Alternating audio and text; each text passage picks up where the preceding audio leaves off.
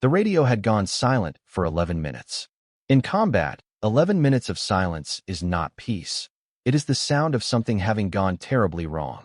Staff Sergeant Maya Reyes lay flat against the cracked earth of a narrow ravine somewhere in the Kunar province of Afghanistan. Her left shoulder torn open by a rifle round that had passed clean through muscle and clipped the bone beneath.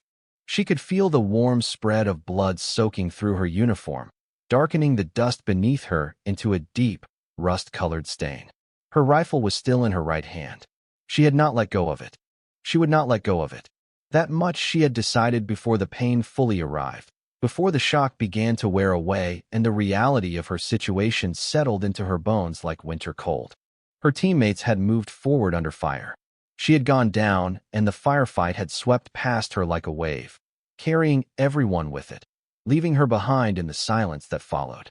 She pressed herself flat, controlled her breathing the way she had been trained to do, and stared up at a pale sky that offered nothing.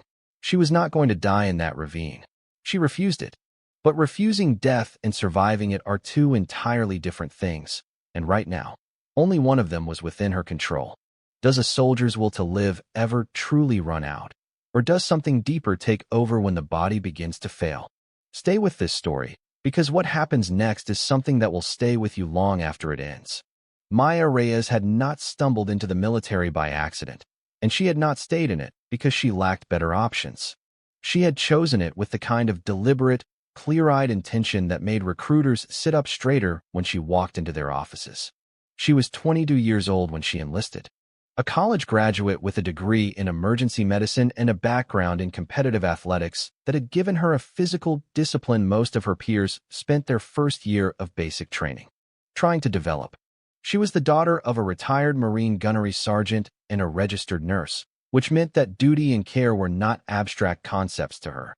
They were the grammar of her household, the language her family spoke at the dinner table without ever calling it anything special. Her father had never pushed her towards service.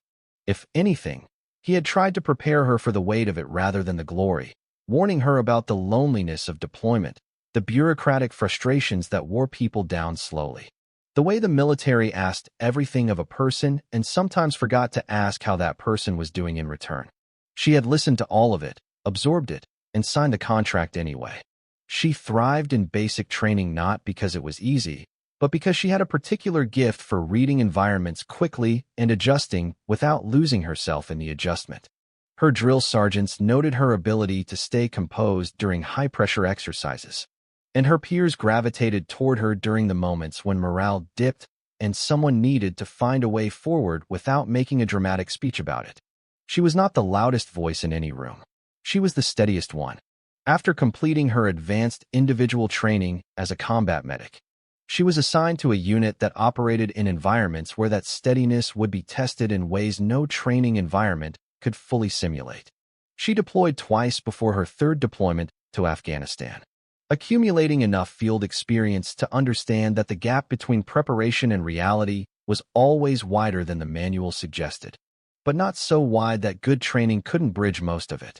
She had treated wounded soldiers in the field, coordinated medical evacuations under pressure, and made decisions about triage that required her to weigh lives against each other in ways that nobody who hadn't done it could fully understand. She carried those decisions quietly, the way soldiers do, not because they were shameful, but because some experiences compress into a kind of private weight that resists casual conversation. She was 27 when she arrived in Kunar province for her third deployment, and she arrived with her eyes wide open and her expectations calibrated exactly where experience had placed them. The operation that would change everything began, as most operations do, with a briefing that made it sound manageable. A series of objectives laid out on a map with a clarity that the terrain itself would never cooperate with. The mission was a patrol and reconnaissance effort through a series of villages in a valley corridor that intelligence suggested was being used as a resupply route for insurgent fighters. Maya's unit, a 12-person team that included 2 other medics and a rotating attachment of special operations advisors, moved out before dawn on a Tuesday in late October, when the cold in that part of Afghanistan was sharp enough to cut through issued gear and settle in the joints. The first 3 hours of the patrol were unremarkable, which experienced soldiers will tell you, is always when your attention should be sharpest. Because unremarkable stretches have a way of softening vigilance just enough to matter. The contact came from an elevated position to the northeast, from fighters who had clearly been watching the patrol's approach and had chosen their moment with patience and tactical awareness. The opening burst of fire was accurate and disciplined, which told Maya immediately that these were not opportunistic attackers. The team reacted fast, returning fire and moving toward cover, the choreography of trained soldiers responding to ambush executing itself through muscle memory and months of rehearsal. Maya moved with the left flank element, staying low and providing covering fire while the team leader attempted to establish fire superiority and identify the source positions. She was crossing an open stretch of ground no wider than a residential street when the round hit her. It came from a position she hadn't identified yet, from an angle that her movement had briefly exposed. And it caught her in the left shoulder with a force that spun her half around before she dropped into the ravine at the edge of the clearing. She hit the ground and immediately began an internal assessment, something her training had made almost automatic. She was conscious. Her airway was clear. She could feel her legs and move her right arm. The left shoulder was a problem, significant bleeding, damaged muscle, possible bone involvement, but she was not bleeding from anywhere that would kill her in minutes. She pressed her right hand hard against the wound, pulled herself flat against the earthen wall of the ravine, and tried to re-establish radio contact. The radio was live, but the firefight was generating enough noise and movement that her transmissions were getting stepped on. She kept trying. Her unit was moving, pressed by the engagement, and in the chaos of a firefight with multiple contact points. A soldier going down in a covered position and out of direct sight could be missed in the immediate accounting. She knew this. She did not panic. Panic was a luxury she couldn't afford, and more practically, it was something her training had systematically dismantled over years of pressure and repetition. She held her position, controlled her bleeding as best she could with one usable hand, and waited. Waiting under those conditions requires a kind of mental architecture that most people never have to build. It is not passive. It is one of the most active things a soldier can do, because the mind in crisis does not naturally gravitate toward stillness. It reaches for answers to questions that cannot yet be answered, runs probability calculations on outcomes that cannot yet be influenced, and generates fear in proportion to the uncertainty it cannot resolve. Maya had learned through training and through deployment experience that the only way to manage that mental state was to stay occupied with what was actually controllable in the present moment. She focused on her wound, reassessing it every few minutes. She focused on her position, determining whether she was visible from the elevated insurgent positions or sufficiently concealed by the ravine's depth and angle. She focused on her radio, listening carefully to the traffic that was beginning to come through as the firefight intensity fluctuated.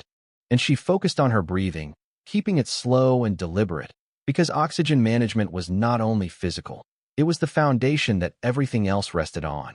She could hear the engagement continuing in the distance, the pattern of it shifting as her team maneuvered.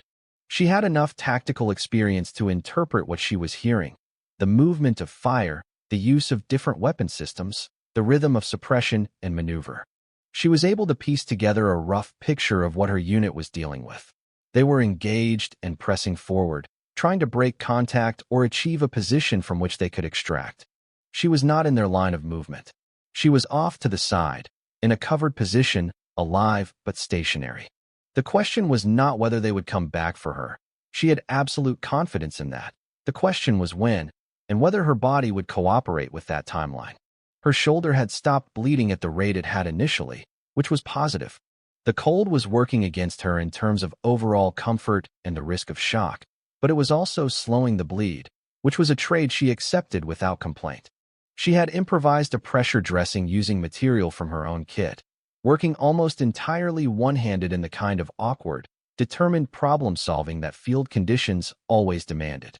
She checked her weapon repeatedly, ensured she had rounds available, and maintained her orientation so that she would know exactly where to point that weapon if anyone came into the ravine who was not wearing her country's uniform. This was not bravado. This was the practical continuity of training, the understanding that being wounded did not mean being removed from the mission. and that her ability to defend her own position was still part of the larger team effort, even when the team was temporarily out of sight. She thought about her father at one point, not with the sentimentality of someone preparing to die, but with the matter-of-fact recollection of someone who had absorbed useful lessons and was now drawing on them. He had told her once that the worst part of combat wasn't the danger. It was the waiting between the danger and the resolution, when there was nothing to do but trust your training and your people. She had not fully understood that when he said it. She understood it now with complete clarity. The SEAL medics came back for her 43 minutes after the initial contact. They came low and fast through a covered approach route that someone on the team had clearly identified during the fight, moving with the efficient economy of operators who had done this kind of retrieval before. The first one into the ravine was a senior petty officer named Walsh, and he announced himself before he came around the corner of the ravine with a brevity that she would later describe as the most welcome sound she had ever heard in her life. He took one look at her self-applied dressing, the controlled position she had maintained, and the rifle still held in her right hand. And he said something that she always remembered afterward. He said, "Good work," before he even touched her wound. Because he understood that staying alive and staying functional in those conditions was itself a significant accomplishment. Walsh and his partner, a younger medic named Torres, worked on her shoulder with the focused speed of people who had trained for exactly this. They upgraded her dressing, assessed for additional injuries she might have missed or downplayed, established that she was hemodynamically stable, and began the process of preparing her for movement. Throughout this process, they communicated with each other in the clipped, efficient shorthand of a practice team, and they communicated with Maya directly, keeping her informed, asking her questions, treating her as a participant in her own care rather than a passive recipient of it. This mattered to her, not because she needed to be flattered, but because being treated as a capable person in a moment of vulnerability is a form of respect that carries real weight. And she felt it and filed it away as a lesson she would carry into every interaction she ever had with a patient afterward. The extraction from the ravine was not easy. The terrain worked against them. The cold had stiffened her muscles, and the shoulder made any movement that engaged her left side into a managed exercise in controlled pain. She did not complain. She communicated what she needed to communicate, accepted the assistance she needed to accept, and moved. That combination, honest communication without complaint, acceptance of help without surrendering agency, was something she had always valued intellectually but now experienced as a lived truth. You could not survive alone out here. The ideology of pure self-sufficiency, the idea that the strongest soldiers needed nothing from anyone, was not just philosophically wrong, it was tactically fatal. Strength in this environment was always relational. It was always built on the understanding that your people were coming back for you, and that you had to stay alive and functional until they arrived. She was out of the ravine and moving with the team within 12 minutes of Walsh's arrival. The exfiltration took another 40 minutes across terrain that required concentration and physical output she was pushing her body to maintain under conditions that made both difficult. She never stopped moving. She never asked to stop. And when they finally reached the extraction point, and she sat down for the first time in over an hour, she did not feel relief so much as a deep, grounded recognition that she was going to be okay, and that everything she had done in that ravine, every decision and every discipline and every minute of controlled waiting, had been right. The medevac flight to Bagram was smooth relative to everything that had preceded it, and Maya spent most of it in a state of focused calm that the flight medic on board noted in her documentation with a kind of professional admiration. She was assessed, her vitals were stable, and the wound, while serious, was assessed as manageable with surgical intervention and appropriate recovery time. She was moved through the medical system with the efficiency that military medicine applies to its most straightforward trauma cases. And within hours, she was in a surgical bay where the work of repairing the damage to her shoulder began. She went under anesthesia thinking about Walsh's 2 words, "Good work," and came out of it thinking about what came next. Recovery from a combat wound is its own kind of mission, and Maya approached it the same way she had approached every other challenge in her military career, by breaking it into components. Identifying what was within her control, and applying consistent effort to those components without letting the larger uncertainty of the timeline overwhelm the daily work. Physical therapy was painful and slow in the way that genuine healing always is, resisting the shortcuts that impatience demands. She pushed hard enough to make progress and backed off enough not to undermine it, finding the narrow corridor between those two demands through daily attention and honest self-assessment. She talked to the physical therapists, asked questions, understood the mechanics of what was being repaired and why each exercise mattered. Because understanding the purpose of what you're doing is what separates disciplined effort from exhausting compliance. She also began processing the experience in the ravine, not in a formal clinical sense initially, but in the private, deliberate way that thoughtful soldiers work through significant events. She thought about what she had done well and what she would do differently. She thought about the gaps between her training and her actual performance under stress, and she thought about where those gaps could be narrowed. She thought about the medics who had come back for her, and she thought about the culture that produced people capable of going back into danger to retrieve a wounded teammate without hesitation. She had always believed in that culture intellectually. She had now experienced it as the thing that literally kept her alive. That shift, from intellectual belief to lived knowledge, changed something in her that she would spend the rest of her career trying to articulate and pass forward to everyone who served under her. She was visited twice during her recovery by members of the SEAL team, including Walsh, who brought coffee and asked no more questions than she wanted to answer. These visits were brief and practical and completely genuine, which was the language she most trusted. Before Walsh left the second time, she told him that she intended to come back, not as a statement of defiance, but as a simple declaration of fact. He nodded as if he had never doubted it, and told her to heal right first, that the mission would still be there. It was the correct thing to say, and she knew it, and she carried it with her through the remaining weeks of recovery like a compass heading. Maya returned to duty 8 months after the shooting. The shoulder was not identical to what it had been before. It had a new range of motion ceiling and a set of weather-related aches that she accepted as the permanent accounting of what had happened. But it was functional, strong, and reliable within the parameters she now understood it to operate within. She had learned to work with the body she had rather than mourning the body she'd had before, which is a lesson that sounds simple until you're the one who has to apply it while maintaining the physical demands of a combat role. She passed her return-to-duty evaluations, met every standard that was required of her, and deployed again within 14 months of being shot. She was a different soldier the second time she returned to Kunar province, not in the ways that fear sometimes changes people, making them smaller and more cautious and more hesitant, but in the ways that genuine experience changes people who process it honestly. She was more patient with uncertainty. She was more direct about communication gaps she observed in her team. She was more insistent about the things that mattered for unit safety and more willing to release her grip on things that were beyond the team's control. Her peers noticed these qualities and sought her counsel informally, the way soldiers do when someone has earned a kind of authority that rank alone doesn't confer. Her commanders noticed as well, and the evaluations she received during that deployment reflected a leader who had been tested in the most fundamental sense and had emerged with both her competence and her character intact. She also became, perhaps most significantly, a better medic. Not better in the technical sense. Her skills had always been sharp, but better in the human sense, the sense that is hardest to teach and most critical to possess. She had been a patient. She had been wounded and afraid and alone and dependent on the people coming back for her. She had felt the difference between being treated as a problem to be solved and being treated as a person who deserved information, agency, and dignity during the most vulnerable moment of her life. She brought that knowledge into every patient interaction she had afterward, moving through the chaos of field medicine with a technical precision that saved lives and a human awareness that made the saving of those lives feel like something more than a clinical outcome.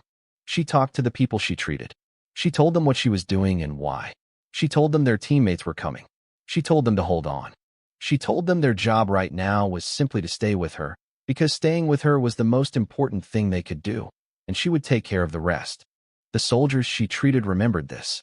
In the way that people remember things that anchor them to life at the moment when the anchor matters most, they remembered her voice and the fact that it was steady, and they held on to it.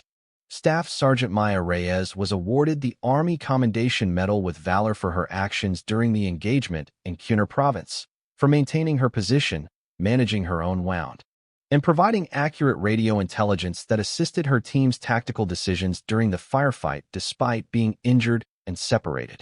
The citation used the language of official recognition, which is formal and precise and inevitably falls short of capturing what actually happened in that ravine over the course of 43 minutes when a woman made the decision to survive and then made it real through every subsequent choice she made while waiting for her people to come back.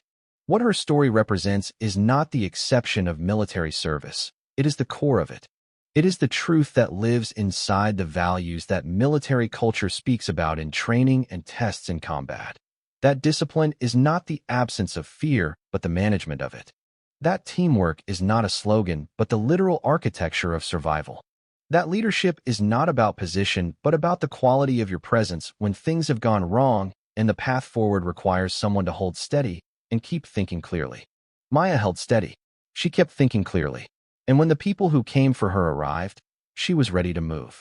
Her story is also a reminder that recovery is part of the mission, that the work of healing, whether physical or psychological, is not a deviation from service, but an extension of it, requiring the same discipline and honesty and patience that combat itself demands.